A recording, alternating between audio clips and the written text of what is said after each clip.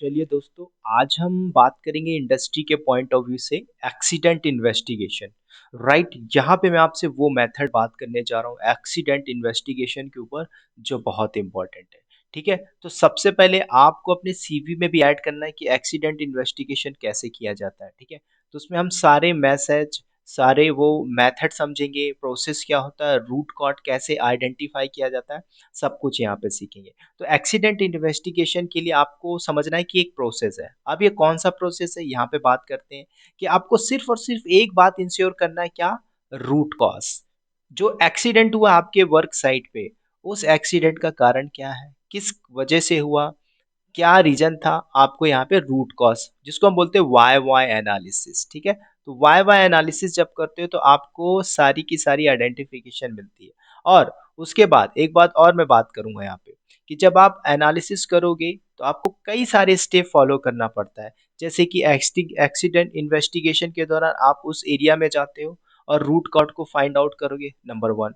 Number two, आपको देखना है सिक्योर सीन, मतलब कि जिस एरिया में आप हो वहां पे सिक्योर सीन आपको चेकआउट करना है। क्या चेकआउट करना है?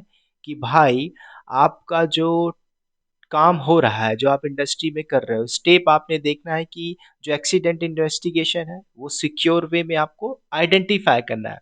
और आपको ये देखना है कि फर्दर जो डैमेज इंडस्ट्री है वहां पे इंजरी ना हो सके, उसके लिए आपको इन्वॉल्व करना है, आइसोलेशन देना, उस एरिया को प्रॉपरली सेव करना, बैरिकेड करना, और प्रॉपर जाके वहां पे आप इन्वेस्टिगेट करिए। जब आपने इन्वेस्टिगेट कर लिया तो आपको रूट कॉज मिल गया। उसके बाद गैदर करना है सारी इंफॉर्मेशन, वो सारी इंफॉर्मेशन आपको गैदर करनी है जहां पे एक्सीडेंट हुआ है। नेक्स्ट स्टेप आपको गैदर करना है कि जो भी इंफॉर्मेशन आपने लिया एक्सीडेंट इन्वेस्टिगेशन के दौरान, जिसमें आप अपने फॉर्म को फिल करते हो, राइट, एक्सीडेंट इन्वेस्टिगेशन से रिलेटेड डेफिनेटली आपको फॉर्म फिल करना ही होगा। तो आपको एक आइडिया हो गया। क्या आइडिया हुआ?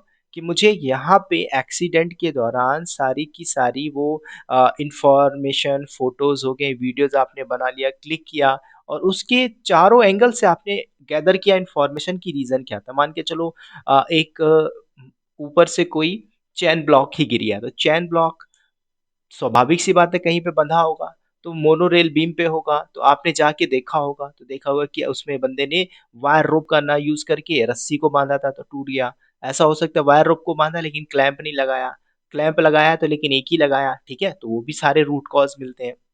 उसके बाद वहां के लोगों से जो विटनेस लिया जाता है, पूछा जाता है कि कौन था एक्सीडेंट के दौरान, तो कुछ वर्कर बोलते हैं साहब मैं था यहाँ पे, ये वर्कर ऐसे कर रहा था, आपस में बात कर रहे थे, अचानक से गिर गया, गिरा, उसके पास ऊपर कोई और बैठा था। तो आप ये इन्वेस्टिगेट कर रहे हो, जैसे रियल टाइम में अगर एक्सीडेंट होता है तो पुलिस वाले क्या करते हैं, वही वाई वाई एनालिसिस करते हैं। तो एज अ सेफ्टी ऑफिसर आपका भी यही काम होता है कि आपको वाई वाई एनालिसिस करना है। ठीक है, इन्वेस्टिगेशन करना है, प्रिवेंट करना है, सीन को चारों तरफ से आपको मॉनिटरिंग करना है। ठीक है, जब आप सारी चीजें देख लेते हो, एज अ कॉन्ट्रैक्टर और विजिटर जो भी आते हैं वहां पे, जो भी विटनेस होते हैं वहां पे सब कुछ बता देंगे। ठीक है, बताएंगे, स्वाभाविक सी बात है, उनका रिलेशन अच्छा आपके साथ, तो आपको इन्फॉर्मेशन देंगे। और आपने एनालाइज करने के बाद एक डेटा, मतलब जो इन्वेस्टिगेटर होता है, एक सेफ्टी ऑफिसर, सुपरवाइजर, मैनेजर, ठीक है, डिफरेंट डिफरेंट डिपार्टमेंट के हो सकते हैं, आपको लेके जाना है और वहाँ पे एनालाइज करना, जो भी इंफॉर्मेशन आपके पास आई, जो भी आइडेंटिफाई किया गया, जो रूट कॉज में एक्सीडेंट के दौरान मिला,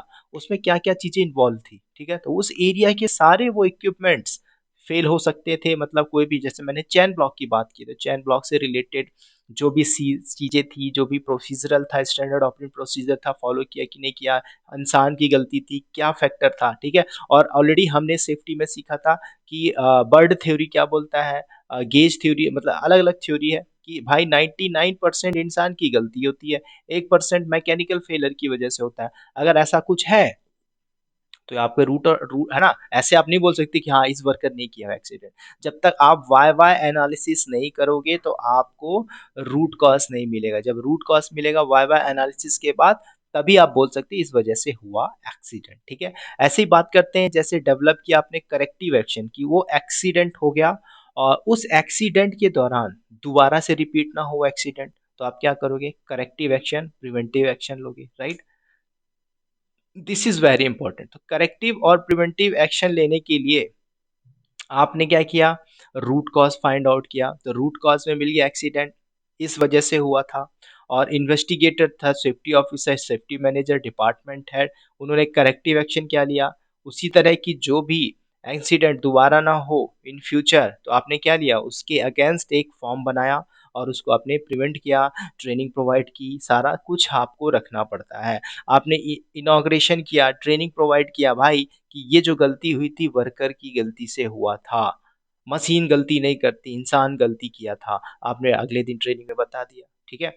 तो उससे क्या हुआ, इससे एक चीज हो गया कि आपने अवेयर किया। तो कभी भी ऐसा एक्सीडेंट होता है, एक्सीडेंट इन्वेस्टिगेशन चाहिए ही चाहिए, ठीक है।